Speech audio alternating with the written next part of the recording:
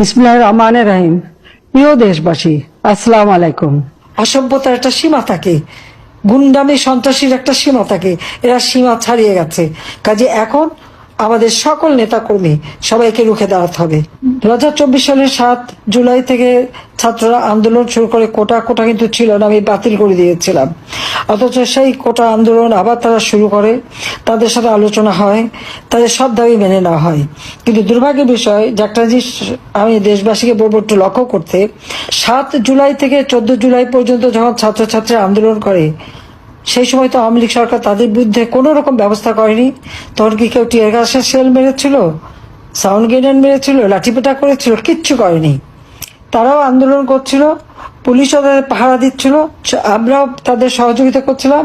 সারা রাত মেয়েরা রাস্তায়, মেয়েদের যাতে কোনো ক্ষতি না হয় বিশেষভাবে নিরাপত্তার ব্যবস্থা করেছিলাম।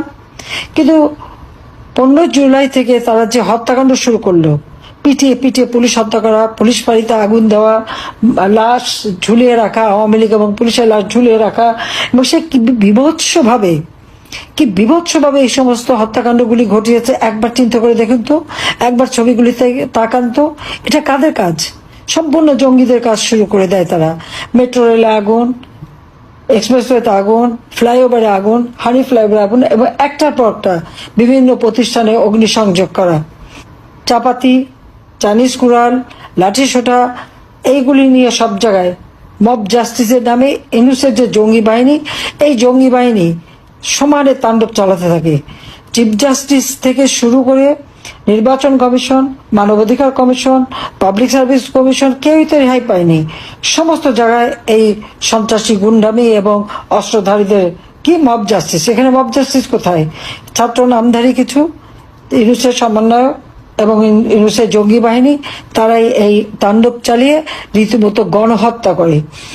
আজকে যদি আমি প্রশ্ন করি যে ইউনূস যে ক্ষমতায় এসেছে, সেটা তো সে নিজেই বলেছে এই আন্দোলনের কোনো লিডার ছিল না, কিছু ছিল না।